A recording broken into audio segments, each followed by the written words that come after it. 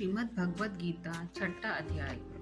श्री भगवान बोले, जो पुरुष कर्मफल का आश्रय न लेकर करने योग्य कर्म करता है वह सन्यासी तथा योगी है, और केवल अग्नि का त्याग करने वाला सन्यासी नहीं है तथा केवल क्रियाओं का त्याग करने वाला योगी नहीं है। हे अर्जुन, जिस सन्यास ऐसा कहते हैं कि उसी को तू योग जान, क्योंकि संकल्पों का त्याग न करने वाला कोई भी पुरुष योगी नहीं होता। योग के आरूढ़ होने की इच्छा वाले मननशील पुरुष के लिए योग की प्राप्ति में निष्काम भाव से कर्म करता ही हेतु कहा जाता है, और योगारूढ़ को जाने वाले पर उस योगारूढ़ पुरुष का को सर्व संकल्प का अभाव है वही कल्याण के में हेतु कहा जाता है। जिस काल में न तो इंद्रियों के भोगों में और न कर्मों की ही आसक्ति होता है, उस काल में सर्व संकल्पों का त्यागी पुरुष योगारूढ़ कहा जाता है। अपने द्वारा अपना संसार समुद्र से उद्धार करे और अपने को अधोगति में न डाले, क्योंकि यह मनुष्य आप ही तो अपना मित्र है और आप ही अपना शत्रु है। जिस जीवात्मा द्वारा मन और इंद्रियों को सही शरीर जीता हुआ है, उस जीवन आत्मा का वह तो आप ही मित्र है, और जिसके द्वारा मन तथा इंद्रियों रहित सहित शरीर नहीं जीता गया है, उसके लिए वह आप ही शत्रु के सदृश शत्रुता में बरतता है। सर्दी, गर्मी, सुख, दुख, खादी तथा मान और अपमान में जिसकी अंतकरण की वृत्तियां भली भांति शांत है, ऐसे स्वाधीन आत्मा वाले पुरुष के ज्ञान में सच्चिदानंद परमात्मा सम्यक प्रकाश से स्थित है, अर्थात उसके ज्ञान में परमात्मा के सिवाय अन्य कुछ है ही नहीं। जिसका अंतकरण ज्ञान विज्ञान से तृप्त है, जिसकी स्थिति विकार रहित है, जिनकी इंद्रियां भली भांति जीती हुई हैं, और जिसके लिए मिट्टी पत्थर और स्वर्ण समान है, वह योगी युक्त अर्थात भगवत प्राप्त है, ऐसा कहा जाता है। सुहृदय, मित्र, बैरी, उदासीन, मध्यस्थ, द्वेष्य और बंधुगणों में, धर्मात्माओं में और पापियों में भी समान भाव रखने वाला अत्यंत श्रेष्ठ है। मन और इंद्रियों सहित शरीर को वश में रखने वाला, आशा रहित और संग्रह रहित योगी अकेला ही एकांत स्थान में स्थिर होकर आत्मा को निरंतर परमात्मा में लगावे। शुद्ध भूमि में जिसके ऊपर क्रमशः कुशा, मृगशाला और वस्त्र बिछे हैं, जो न बहुत ऊंचा हो और न बहुत नीचा, ऐसे अपने आसन को स्थिर स्थापना करके उस आसन पर बैठकर चित्त और इंद्रियों की क्रियाओं को वश में रखते हुए मन को एकाग्र करके अंतकरण की शुद्धि के लिए योग का अभ्यास करें। काया, सिर और गले को समान एवं अचल धारण करके और स्थिर होकर अपनी नासिका के अग्रभाग पर दृष्टि जमाकर अन्य दिशाओं को न देखता हुआ ब्रह्मचारी के व्रत में स्थिर, भय रहित तथा भली भांति शांत अंतकरण वाला सावधान योगी मन को रोककर मुझ में चित्त वाला और मेरे पारायण होकर स्थिर होवे। वश में किए हुए मन वाला योगी इस प्रकार आत्मा को निरंतर मुझ परमेश्वर के स्वरूप में लगाता हुआ मुझ में रहने वाली परमानंद की पराकाष्ठा रूप शांति को प्राप्त होता है। हे अर्जुन, यह योग न तो बहुत खाने वाला है, न बिल्कुल न खाने वाला है, न बहुत शयन करने वाले स्वभाव वाला है, और न सदा जानने वालों का ही सिद्ध होता है। दुखों का नाश करने वाला योग तो यथा योग्य आहार विहार करने वाले का, कर्मों में यथा योग्य चेष्टा करने वालों का और यथा योग्य सोने तथा जागने वालों का ही सिद्ध होता है। अत्यंत वश में किया हुआ चित्त जिस काल में परमात्मा में ही भली भांति स्थिर हो जाता है, उस काल में संपूर्ण भोगों से प्रराहित पुरुष योग युक्त है, ऐसा कहा जाता है। जिस प्रकार वायु रहित स्थानों में स्थिर दीपक चलायमान नहीं होता, वैसा ही उपमा परमात्मा के ध्यान में लगे हुए योगी के जीते हुए चित्त की कही गई है। योग के अभ्यास से निरुद्ध चित्त जिस अवस्था में उपराम हो जाता है, और जिस अवस्था में परमात्मा के ध्यान से शुद्ध हुई सूक्ष्म बुद्धि द्वारा परमात्मा को साक्षात करता हुआ सच्चिदानंद घन परमात्मा में ही संतुष्ट रहता है। इंद्रियों से अतीत केवल शुद्ध हुई सूक्ष्म बुद्धि द्वारा ग्रहण करने योग्य जो अत्यंत आनंद है, उसको जिस अवस्था में अनुभव करता है और जिस अवस्था में स्थिर यह योगी परमात्मा के स्वरूप से विचलित होता ही नहीं, परमात्मा की प्राप्ति रूप जिस लाभ को प्राप्त होकर उससे अधिक दूसरा कुछ भी लाभ नहीं मानता, और परमात्मा प्राप्ति रूप जिस अवस्था में स्थिर योगी बड़े भारी दुख से भी चलायमान नहीं होता, जो दुख रूप संसार के संयोग से रहित है तथा जिसका नाम योग है, उसको जानना चाहिए। वह योग न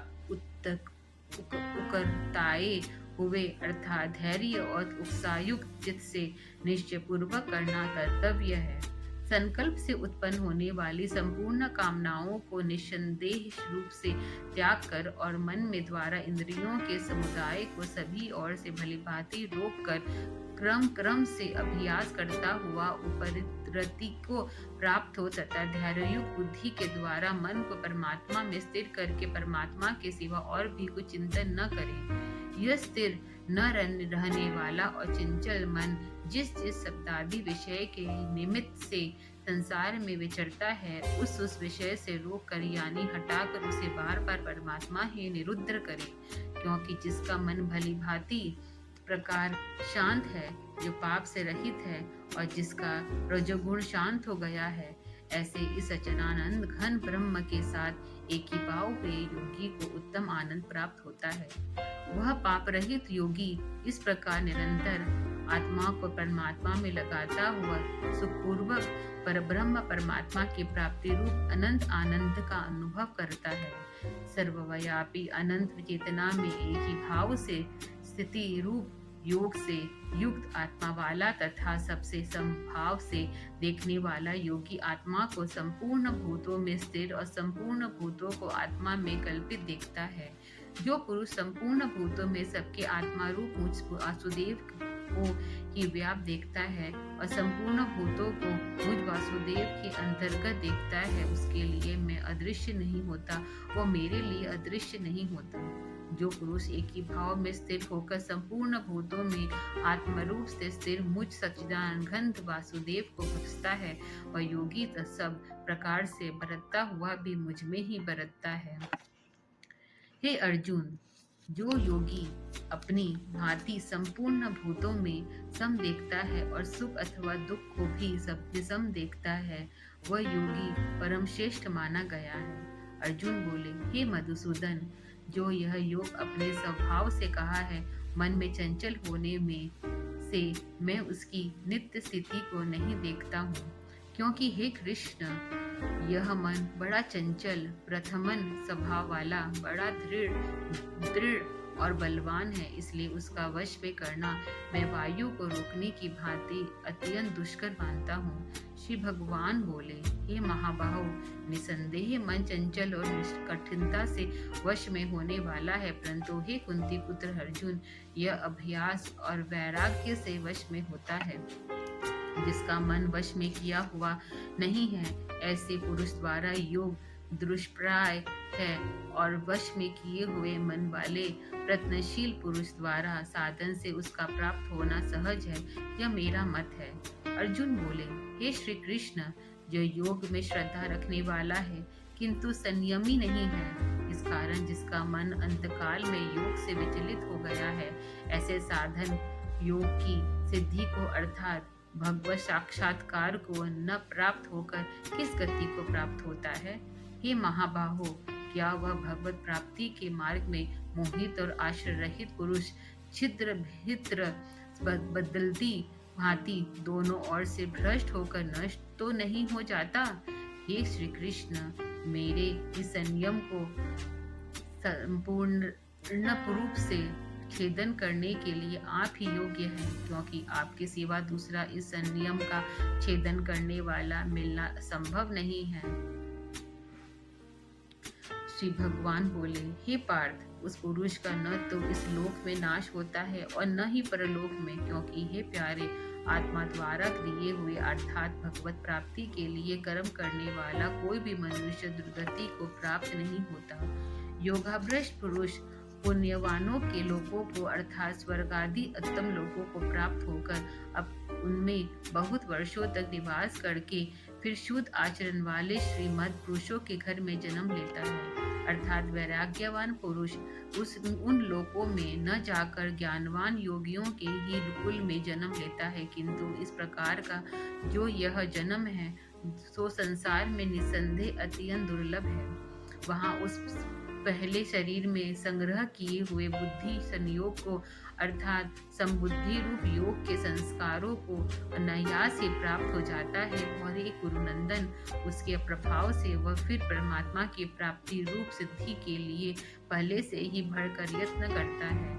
वह श्रीमान के घर में जन्म लेने वाला योग भ्रष्ट पराधीन हुआ भी उस पहले के अभ्यास से ही निसंदेह भगवान की ओर आकर्षित किया जाता है तथा संबुद्धि रूप योग का जिज्ञासु भी वेद में कहे हुए सकाम कर्मों को फलों की उल्लंघन कर जाता है। परंतु प्रयत्न पूर्वक अभ्यास करने वाला योगी तो पिछले अनेक जन्मों के संकल्प बल से इस जन्म में सिद्धि होकर संपूर्ण पापों से रहित हो फिर तत्काल ही परम गति को प्राप्त हो जाता है। योगी तपस्वियों से श्रेष्ठ है, शास्त्र ज्ञानियों से भी श्रेष्ठ माना गया है और सकाम कर्म करने वालों में से भी योग की श्रेष्ठ है। इससे है अर्जुन तो योगी हो। संपूर्ण योगियों में भी जो श्रद्धावान योगी मुझ में लगे हुए अंतरात्मा में मुझ में निरंतर भजता है और योगी मुझ में परम श्रेष्ठ मान्य। कल हम 7वां अध्याय सुनेंगे।